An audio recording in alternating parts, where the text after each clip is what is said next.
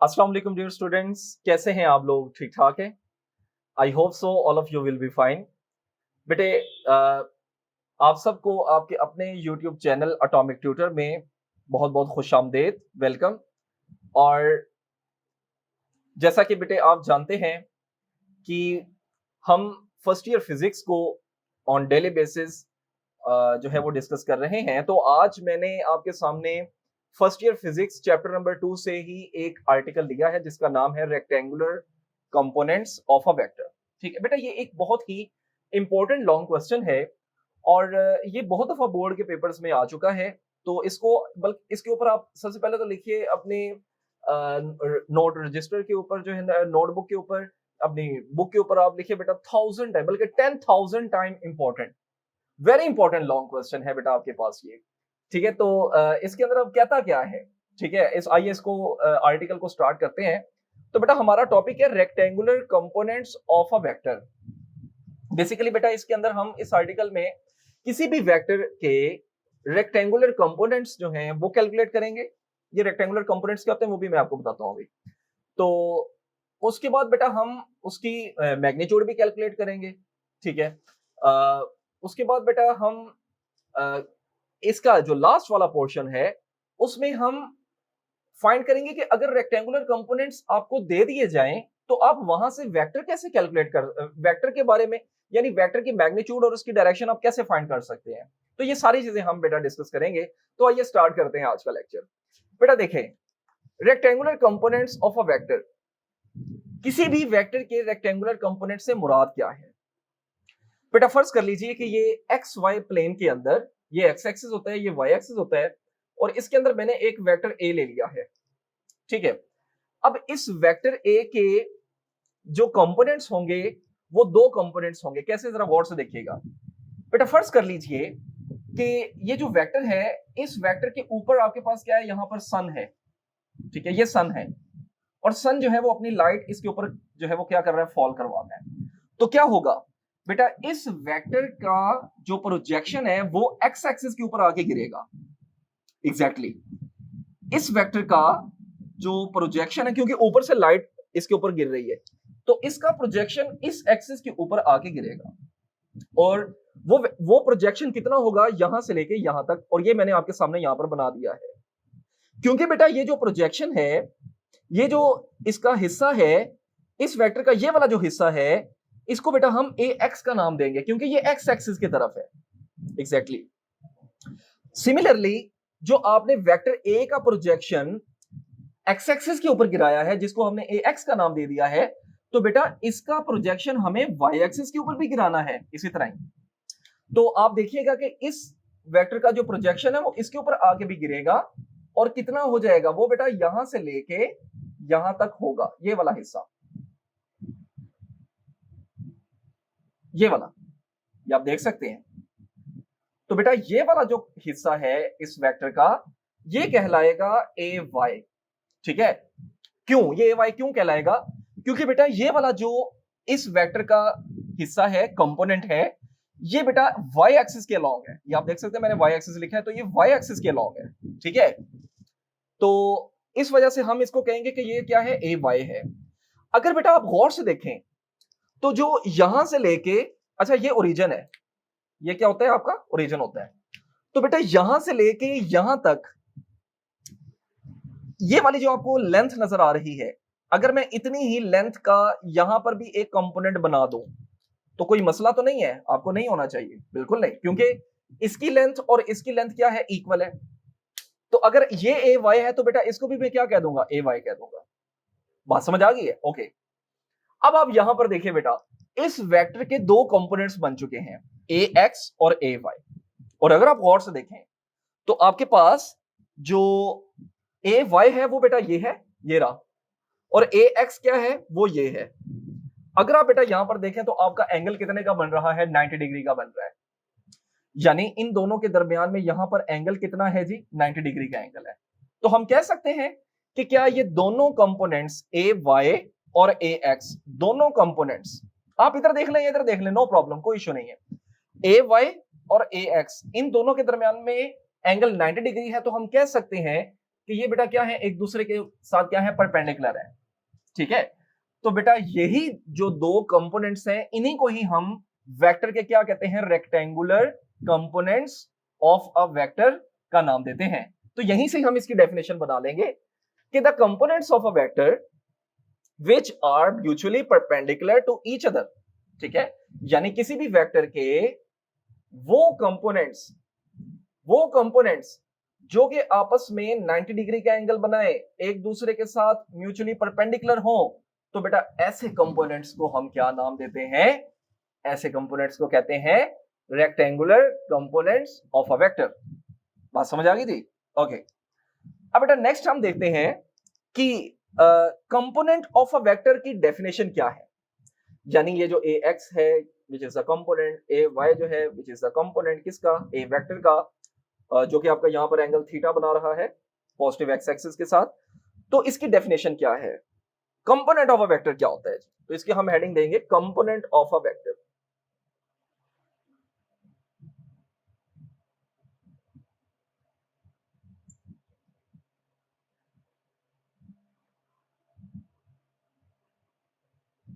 ठीक है जी, बेटे कंपोनेंट ऑफ अ वेक्टर होता क्या है? देखिए, किसी भी वेक्टर की इफेक्टिव वैल्यू, ठीक है, किसी भी वेक्टर की इफेक्टिव वैल्यू जो कि वही डायरेक्शन के अंदर होती है जिस डायरेक्शन में आपका वेक्टर है, तो उस बेटा हम उसको क्या क्या बोलते हैं, उसको क्या नाम देते हैं, कंपोनेंट ऑफ अ वेक्टर का नाम देते हैं। अब इसको हम कैसे अंडरस्टैंड कर सकते हैं? बेटा देखें, अगर आप यहां पर गौर से देखें तो आपका वेक्टर ए जो है वो यहां से लेके यहां तक है, तो इस वेक्टर के अकॉर्डिंग ये वाला जो इसका कंपोनेंट है वो क्या है, एक्स कंपोनेंट है, और ये वाला जो कंपोनेंट है वो क्या है, इसका वाई कंपोनेंट है। ठीक है, लेकिन अगर बेटा मैं आपके सामने वेक्टर ए ये वाला कंसिडर कर लूं, गौर से देखिएगा जरा, ये वाला, अब देखिए इसका एक्स कंपोनेंट क्या हो जाएगा, ये वाला, और वाई कंपोनेंट क्या हो जाएगा, ये वाला। ठीक है, तो इसकी लेंथ और इसकी लेंथ में बेटा बहुत ज्यादा फर्क है, ये इसकी मैग्नीट्यूड ज्यादा है, इसकी मैग्नीट्यूड कम है। ठीक है, जबकि इस y कंपोनेंट की, इसके y कंपोनेंट की भी मैग्नीट्यूड क्या है, ज्यादा है इसकी बानिस्बत। ठीक है, तो यानी कि वेक्टर के ऊपर क्या है, इसके कंपोनेंट्स क्या कर रहे हैं, डिपेंड कर रहे हैं। यानी कंपोनेंट्स क्या होते हैं, किसी भी वेक्टर की इफेक्टिव वैल्यूज होती हैं।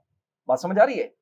तो जैसे जैसे मतलब वेक्टर बढ़ता जाएगा, वेक्टर की मैग्नीट्यूड चेंज होती जाएगी, उस वैसे वैसे आपके कंपोनेंट्स की वैल्यूज भी क्या होती जाएंगी, चेंज होती जाएंगी।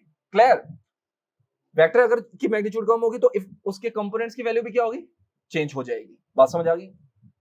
और रही बात इसकी डायरेक्शन की, तो बेटे वेक्टर की डायरेक्शन के अकॉर्डिंग ही इसकी डायरेक्शन होती है। मतलब ऐसा नहीं होगा कि वेक्टर तो इधर है तो आपका y कंपोनेंट जो है वो क्या हो जाए, यहां पर इस ऊपर की डायरेक्शन के अंदर के बजाय क्या हो जाए, इस तरह नीचे आ जाए। ठीक है, x कंपोनेंट इधर इसका बन रहा है, आप ऐसे बना ले, नहीं ऐसा नहीं है। ठीक है, इसकी जो आपके कंपोनेंट्स होते हैं उनकी डायरेक्शन भी इसके अकॉर्डिंग आती हैं, वेक्टर के अकॉर्डिंग आती हैं। तो यहां से हम इसकी डेफिनेशन को बेटा बना सकते हैं। कैसे हम इसकी डेफिनेशन को लिखेंगे कि the effective value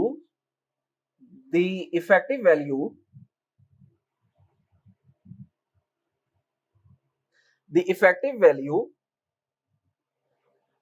of a vector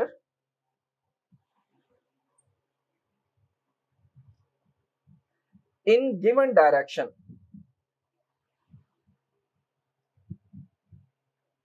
of the vector is known as component of a vector.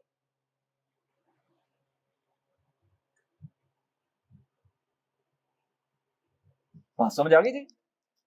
तो बेटा क्या होता है कि किसी भी वेक्टर की इफेक्टिव वैल्यूज जो कि क्या होती हैं, वेक्टर के ऊपर डिपेंड करती हैं, और उनकी डायरेक्शन भी किसके अकॉर्डिंग आती है, वेक्टर के अकॉर्डिंग ही आती है। क्लियर जी बेटा? तो इसके बाद हमारे पास एक डेफिनेशन आती है, ये आप जरूर नोट कीजिएगा, resolution of a vector.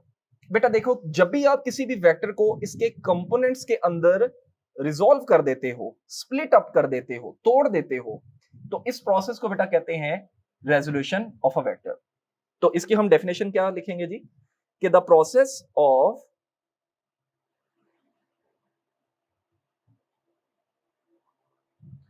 the process of splitting up a vector into its components.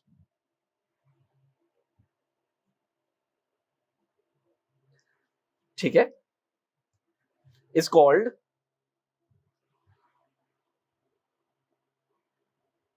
resolution of a vector. बेटा किसी भी वेक्टर का उसका अपने कंपोनेंट्स के अंदर रिजॉल्व हो जाना, स्प्लिट अप हो जाना, टूट जाना, बेटा उसको क्या बोलते हैं? Resolution of a vector. तो ये तो थी बेटा आपकी इंपॉर्टेंट डेफिनेशंस। अब यहां पर आप थोड़ी सी थ्योरी जो है वो लिखेंगे। वो थ्योरी क्या होगी कि जी consider we have a vector A which is making an angle theta with the positive X axis. ठीक है, चले मैं इसकी थोड़ी सी जो है एक्सप्लेनेशन की हेडिंग देने के बाद बेटा मैं आपका ये, ताकि आपका कंप्लीट लॉन्ग क्वेश्चन तैयार हो जाए, तो हम इसकी जो है वो बकायदा यहां पर मैं हेडिंग देता हूं एक्सप्लेनेशन। अब यहां पर बेटा आप थोड़ी सी अंग्रेजी फरमाएंगे, ठीक है, क्योंकि आपको पता है कि अंग्रेजी फरमाना जो होता है वो क्या होता है, जरूरी होता है। ठीक है, तो अब बेटा इसकी हम यहां पर एक्सप्लेनेशन लिखते हैं कि consider we have a vector A, consider we draw, consider we draw a vector A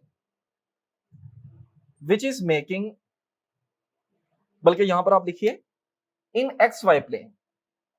ठीक है, अब यहां पर क्या लिखेंगे? Vector A in X Y plane.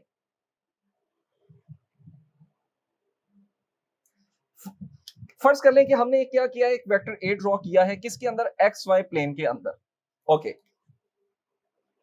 Which making angle theta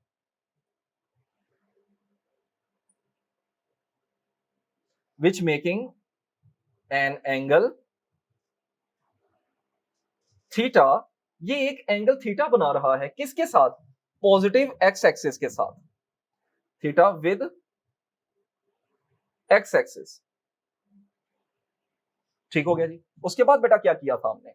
उसके बाद हमने ये किया था कि हमने इस वेक्टर ए का प्रोजेक्शन गिराया किसके ऊपर? एक्स एक्सिस के ऊपर। ठीक है जी, तो आप यहां पर लिखेंगे कि then we draw then we draw a projection from the vector A on x axis। ठीक है, या आप यहां पर लिख दीजिए कि जी हमने वेक्टर A से we draw a perpendicular from the vector A on x axis।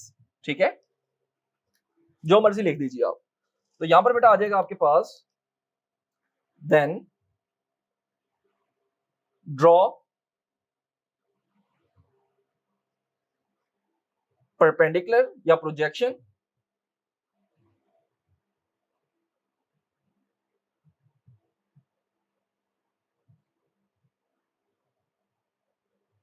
on x axis from the vector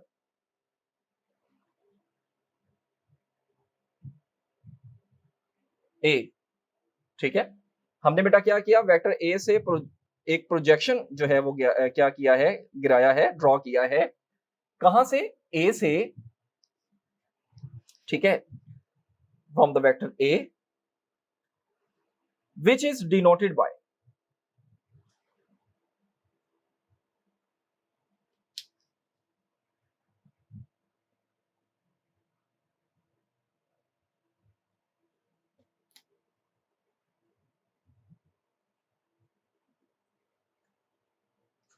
बेटा ये जो प्रोजेक्शन हमने ए वेक्टर का इसके ऊपर गिराया है एक्स एक्सिस के ऊपर, तो मैं इसका नाम रख देता हूं ओ एम। ठीक है, बात समझ आ रही है? और ये जो वेक्टर ए था इसको यहां पर हम नाम रख देते हैं ओपी से। ठीक है, सिमिलरली हमने बेटा प्रोजेक्शन एक्स एक्सिस के ऊपर भी ड्रॉ किया है, वाई एक्सिस के ऊपर भी ड्रॉ किया है। तो आप यहां पर अब हम लिखेंगे डिनोटेड बाय, किसके साथ डिनोट कर रहे हैं जी हम इसको, ओ एम से। ठीक हो गया। सिमिलरली आप यहां पर लिखेंगे similarly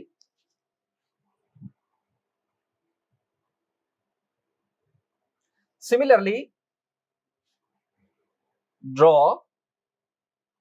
the projection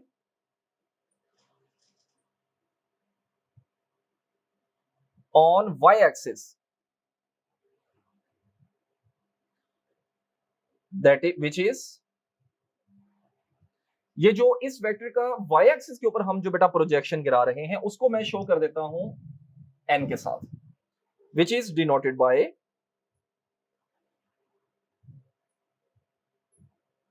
O N.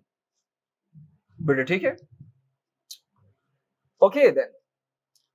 अगर बेटा यहां पर आपने देखा था कि ओ एन जो कि ए वाई कंपोनेंट के बराबर है, इसकी लेंथ और इसकी लेंथ इक्वल है, तो बेटा क्या ओ एम यानी एक्स कंपोनेंट की यहां पर और यहां पर इसकी भी तो लेंथ इक्वल है ना, तो मैं यहां पर भी तो ले सकता हूं ना, इसको भी बेटा मैं क्या ले सकता हूं, यहां से लेके यहां तक को भी मैं क्या ले सकता हूं, ये जिसको मैंने ओ एम कहा था, तो एन पी भी आपके पास क्या आ जाएगा बेटा, ये आपके पास ए एक्स यानी उसका एक्स कंपोनेंट ही आ जाएगा। बिल्कुल ठीक है, ओके। तो अब यहां पर बेटा अब जरा देखिएगा, अब जरा थोड़ी सी, ये तो आपकी थ्योरी थी, ठीक है जी, जहां से भूल जाए आगे लिख दें एज शोन इन फिगर, ठीक है, जहां से भूल जाए आगे क्या लिख दें, as shown in figure, O N as shown in figure.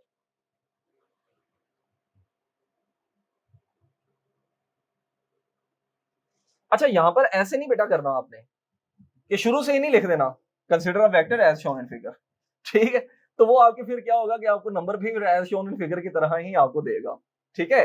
अच्छा अब बेटा मैं आपके सामने अगर इसको गौर से देखो आप, तो ओ एम पी ये एक ट्रायंगल बन रही है, तो मैं अगर आपके सामने इसी ही ट्रायंगल को दोबारा ड्रॉ करता हूं, तो ये देखिए, ये आपके पास वेक्टर ए है, ये पॉइंट ओ है, और ये क्या है बेटा आपके पास, सिमिलरली ये है, यहां पर आपका एंगल थीटा है, ये पॉइंट एम है और ये पॉइंट पी है, ठीक है, ये चीज है आपके पास।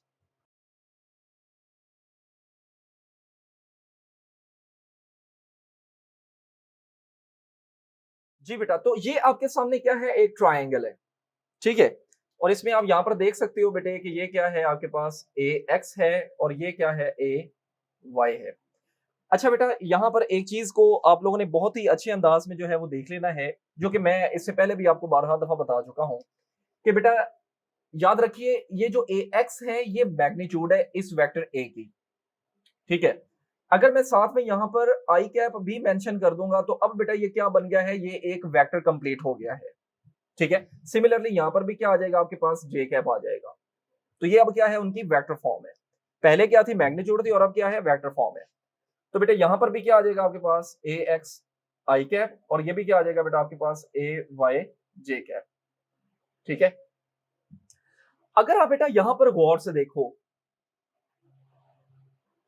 तो यहां पर तो इस ट्रायंगल के अंदर हेड टू टेल रूल लग रहा है।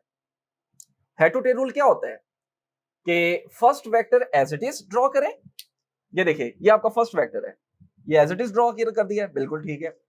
सेकंड की टेल फर्स्ट के हेड से मिलनी चाहिए। अब आप देखें इसके अंदर कि टेल हेड से कहां पर मिल रही है, पहले वेक्टर के अंदर टेल हेड से कहां पर मिल रही है, तो देखिए यहां पर क्या है, यहां पर बेटा टेल टेल से मिल रही है, तो यहां पर क्या है, यहां पर आपके दूसरे वेक्टर की जो टेल है, ये रिटेल, ये किसके हेड से मिल रही है, पहले के हेड से मिल रही है, तो इसका मतलब है कि ये आपके पास क्या हो जाएगा, सेकंड वेक्टर, और ये क्या हो जाएगा, रिजल्टेंट वेक्टर, ठीक है। तो यहां पर आपके पास हेड टू टेल रूल लग रहा है, आप यहां पर लिखेंगे by head to tail rule,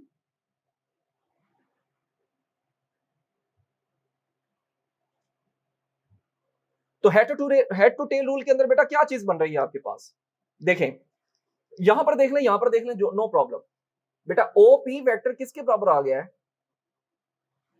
ये बराबर आ गया आपका O M plus M P, क्योंकि ये तो रिजल्टेंट है, ये बेटा क्या है आपके पास, रिजल्टेंट वेक्टर है ये वाला, ये पहला वेक्टर, ये दूसरा वेक्टर, ठीक है।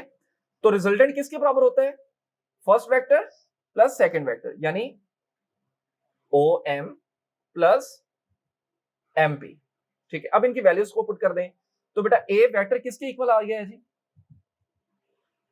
ये बराबर आ जाएगा A x I cap plus A Y J cap, ठीक हो गया। अब बेटा हम कैलकुलेट करेंगे अपने रेक्टेंगुलर कंपोनेंट्स की वैल्यूज को, ठीक है। अब जरा गौर से देखिए, अगेन आप इस ट्रायंगल के अंदर ही कंसीडर करेंगे, तो आप यहां पर लिखें in triangle O M P, in triangle O M P. तो बेटे इस ट्रायंगल के अंदर ही आप अब अपने कंपोनेंट्स की वैल्यू को फाइंड करेंगे, ठीक है। तो बेटा आप जरा अब यहां पर देखिए, देखिए हमें वेक्टर ए गिवन था, याद रखिए आपको मैंने शुरू में बताया था कि हमें ये वेक्टर ए गिवन था, हमने क्या फाइंड करना है, ए एक्स कंपोनेंट और ए वाई कंपोनेंट। अगर आप बेटा गौर से देखें तो इस ट्रायंगल के अंदर पहले आप एक काम करें कि आप फर्ज कर लें कि ये आपके पास है ही नहीं, आसान हो जाएगा, ये आपके पास है ही नहीं, क्योंकि पहले हम ये वाला कंपोनेंट फाइंड कर लेते हैं फिर हम उसकी तरफ आ जाएंगे। तो बेटा आप अगर इस ट्रायंगल के अंदर देखें तो ये वाली चीज क्या है, हाइपोटेन्यूज है, और ये क्या चीज है, ये बेटा आपके पास बेस है, ठीक है। ये वाली चीज आपके पास क्या है, ये मैं यहां पर करके लिख देता हूं, ये बेस है। तो बेटा बेस और हाइपोटेन्यूज ये कौन सी ट्रिग्नोमेट्रिक रेशो बनती है, एग्जैक्टली बेटा बेस ओवर हाइपोटेन्यूज बराबर होता है कॉस थीटा के। तो इसका मतलब है कि यहां पर मैं लिख सकता हूं कॉस थीटा किसके बराबर है, बेस यानी ओ एम, हाइपोटेन्यूज ओपी, ठीक हो गया। तो बेटे अब इनकी वैल्यूज को पुट कर दीजिए। अच्छा याद रखिए, अब मैं जो ये अभी आपके सामने जो ये जो cos थीटा लिख रहा हूं, ये जो मैं अभी मैं कंपोनेंट्स निकालूंगा वो बेटा मैं किस फॉर्म में निकालूंगा, मैग्नीट्यूड फॉर्म में निकालूंगा, ठीक है। तो ओ एम की इसकी वैल्यू क्या है बेटा, ए एक्स। आप सोच रहे होंगे कि आई कैप कहां गया, क्योंकि बेटा मैं मैग्नीट्यूड फॉर्म लिख रहा हूं, तो आई कैप आपके पास यूनिट वेक्टर है, और यूनिट वेक्टर बेटा कोई भी हो उसकी मैग्नीट्यूड क्या होती है, 1 होती है, याद रखिएगा। ये मैं यहां पर साइड पे करके लिख भी देता हूं, बेटे आई कैप की मैग्नीट्यूड हो वो भी 1, जे कैप हो वो भी 1, के कैप हो वो भी 1, किसी भी यूनिट वेक्टर की मैग्नीट्यूड क्या होती है, उसका आंसर 1 होता है। तो ए एक्स डिवाइडेड बाय इसकी वैल्यू क्या है बेटा, ये ए वेक्टर है, तो इसकी वेक्टर की मैग्नीट्यूड लिखोगे तो क्या आ जाएगा, ए आ जाएगा। तो सिमिलरली आपके पास यहां पर बेटा cos थीटा की वैल्यू क्या आ गई है, cos थीटा बराबर आ गया है ए एक्स ओवर ए, क्योंकि बेटा मुझे कंपोनेंट फाइंड करना है, ए एक्स की वैल्यू फाइंड करनी है, तो ए इधर आके क्या हो जाएगा, मल्टीप्लाई, तो आपके पास आ जाएगा A X which is equal to A cos of theta, okay. Similarly इसको बेटा मैं अभी रेज कर देता हूं, क्योंकि अभी हमारा इसके साथ जो काम है वो क्या हो चुका है जी, खत्म हो गया है, ओके। अब बेटा मुझे क्या फाइंड करना है, यहां पर आपके पास क्या था, ए वाई जे कैप, अब मुझे यहां पर इसकी वैल्यू को कैलकुलेट करना है, ठीक है। चलिए जी, मैं अभी आपके सामने सपोज कर लो कि ये भी नहीं है, ये भी आप रिमूव कर दें इसको भी, ताकि अच्छे से आप समझ आए। तो बेटा थीटा के सामने वाली चीज क्या होती है, परपेंडिकुलर होता है, ये बात आप जानते हैं, परपेंडिकुलर होता है, ठीक है। तो एक तरफ परपेंडिकुलर है और दूसरी तरफ आपके पास वेक्टर है, तो परपेंडिकुलर ओवर हाइपोटेन्यूज किसके बराबर होता है, साइन थीटा के बराबर होता है, एग्जैक्टली। तो बेटे आपके पास यहां पर आ जाएगा, यहां पर बेटा हम लिखेंगे साइन थीटा किसके इक्वल आया बेटा, परपेंडिकुलर ओवर हाइपोटेन्यूज। तो परपेंडिकुलर क्या है बेटा आपके पास, एमपी, ओवर हाइपोटेन्यूज क्या है, ओपी, ठीक है। इसको अब मैं रिमूव कर देता हूं, ये जैसा कि आप जान चुके हैं, ओके। तो एमपी बेटा किसके बराबर है, ए वाई के बराबर है, ओपी किसके बराबर है, ए मैग्नीट्यूड के बराबर है, ये बराबर आ गया बेटा आपका साइन थीटा के। अब ए वाई कैलकुलेट करना है तो बेटे ए वाई किसके बराबर आ जाएगा जी, ए वाई बराबर आ गया ए साइन ऑफ थीटा के। और यहां पर बेटे आप देख सकते हो कि आपने अपने दोनों कंपोनेंट्स की, बेटे ए वाई कंपोनेंट की भी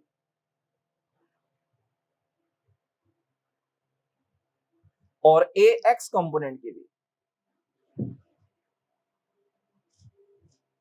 दोनों की आपने वैल्यूज को क्या कर लिया है, कैलकुलेट कर लिया है। और यही बेटा वैल्यूज को हम यूज किया करेंगे अगर कभी भी आपको किसी भी वेक्टर के कंपोनेंट्स की वैल्यूज डायरेक्ट निकालनी है, यानी एक्स कंपोनेंट निकालना है तो ए कॉस थीटा, वाई कंपोनेंट निकालना है तो ए साइन थीटा। ये आगे बहुत दफा यूज होने वाला है, बहुत हम इसको यूज करने वाले हैं, तो लिहाजा इसको आपने अच्छे से नोट कर लेना है। इसको बेटा आप नोट कीजिए, ठीक है, ओके। तो हमारे पास इस लेक्चर का लास्ट वाला पोर्शन है। जैसा कि आप लोगों ने देखा कि हमने ए एक्स कंपोनेंट यानी वेक्टर का एक्स कंपोनेंट भी फाइंड कर लिया, वाई कंपोनेंट भी फाइंड कर लिया, ठीक है। अब बेटा इसका लास्ट पोर्शन है कि अगर आपको रेक्टेंगुलर कंपोनेंट्स दे दिए जाएं, यानी एक्स कंपोनेंट भी दे दिया जाए, वाई कंपोनेंट भी दे दिया जाए, तो आप उसकी मदद से वेक्टर जो है वो ए कोई मतलब उसका जो वेक्टर है वो कैसे फाइंड कर सकते हैं। तो मैंने हेडिंग दी है नेक्स्ट इसी ही आर्टिकल की, ये हेडिंग है, लास्ट हेडिंग है कि determination of a vector from its rectangular components. बात समझ आई है? यानी हमें अब ये वाली चीज का पता है, एक्स कंपोनेंट का पता है, वाई कंपोनेंट का हमें गिवन है, दोनों दे दिए गए हैं, हमें इस वेक्टर ए की तरफ जो है वो आना है।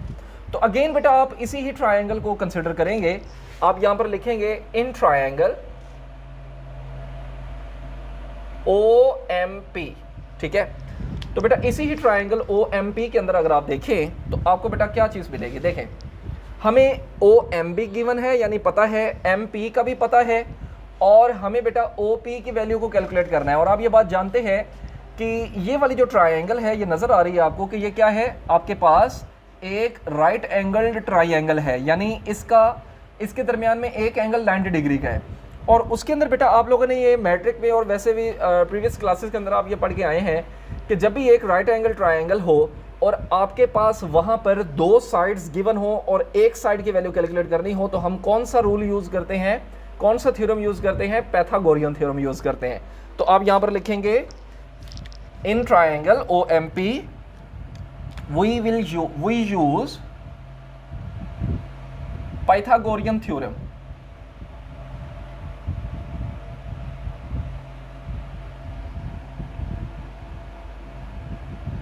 ठीक है बेटा, तो हम उस ट्रायंगल के अंदर क्या यूज कर रहे हैं जी, पाइथागोरियन थ्योरम यूज करने जा रहे हैं। तो पाइथागोरियन थ्योरम क्या होता है बेटा, hypo square is equal to base square plus perpendicular square. तो बेटा आप यहां पर लिखेंगे हाइपोटेन्यूज क्या है बेटा, ओपी, यानी OP का square is equal to base square यानी OM square plus MP square. तो OP बेटा किसके बराबर है, वेक्टर A, तो उसकी आ जाएगी मैग्नीट्यूड, उसका स्क्वायर। OM बेटा क्या है, AX उसका स्क्वायर। MP क्या है बेटा, AY उसका स्क्वायर। मुझे क्योंकि वेक्टर A की मैग्नीट्यूड फाइंड करनी है तो बेटा मैं दोनों तरफ क्या कर लूंगा, स्क्वायर रूट ले लूंगा, ठीक है। तो आप यहां पर लिख देंगे taking square root on both side. आप बेटा पूरा लिखेंगे ऑन बोथ साइड्स, तो आपके पास आ जाएगा a which is equal to ax square plus ay square और पूरे का स्क्वायर रूट। तो बेटा जैसा कि आप देख सकते हैं कि हमने अपने वेक्टर की मैग्नीट्यूड फाइंड कर ली है। अब बेटा हम जानते हैं कि वेक्टर की मैग्नीट्यूड के साथ साथ हमें किसकी ज़रूरत पड़ती है, डायरेक्शन की भी ज़रूरत पड़ती है। तो बेटे डायरेक्शन को फाइंड करने के लिए हम यहां पर हेडिंग देंगे डायरेक्शन। तो जैसा कि बेटा आप देख सकते हैं कि आपके पास यहां पर एंगल थीटा बन रहा है, लेकिन मुझे गिवन क्या क्या है इस मतलब पोर्शन के अंदर, मुझे ए वाई मालूम है और ए एक्स मालूम है जी बेटा। तो इसकी डायरेक्शन हम कैसे कैलकुलेट करेंगे, हमें गिवन क्या क्या है, हमें बेटा गिवन है ए एक्स आई कैप, मतलब उसका एक्स कंपोनेंट वाई कंपोनेंट। तो थीटा कैलकुलेट करना है, तो बेटा परपेंडिकुलर ओवर बेस, ये बेस है, परपेंडिकुलर ओवर बेस, ये कौन सी रेशो होती है, टेन थीटा। तो बेटा हम यहां पर लिखेंगे टेन थीटा किसके इक्वल है जी, परपेंडिकुलर यानी एम पी, बेस क्या है ओ एम। अब वैल्यूज को पुट कर दो, तो बेटे आपके पास आ जाएगा ए वाई ओवर ए एक्स। तो यहां से बेटा आपके पास क्या आ जाएगा जी, थीटा बराबर आ जाएगा टेन इनवर्स ए वाई ओवर ए एक्स। तो यहां से आप बेटा अपना एंगल थीटा यानी उस वेक्टर की डायरेक्शन को इजीली कैलकुलेट कर सकते हैं। और इसके साथ ही बेटा ये हमारा जो लेक्चर है वो कंप्लीट हो जाता है। मैं उम्मीद करता हूं कि आपको ये लेक्चर अच्छे से समझ आया होगा। लेकिन अगर किसी स्टूडेंट्स की कोई भी कन्फ्यूजन है, कोई भी आप बात डिस्कस करना चाहते हैं, तो बेटा आप कमेंट सेक्शन में पूछ सकते हैं, आप मुझे ईमेल कर सकते हैं। आपको ईमेल एड्रेस इसी ही लेक्चर में मिल जाएगा, इसके अबाउट के अंदर आप जाइए, ठीक है, तो उसके अंदर आपको जो है वो लेक्चर के अंदर आपको ईमेल एड्रेस मिल जाएगा। आप बेटा अगर अभी तक आप लोगों ने चैनल सब्सक्राइब नहीं किया तो बेटा चैनल सब्सक्राइब कीजिए। अपना बहुत सारा ख्याल रखिए। अल्लाह हाफिज़।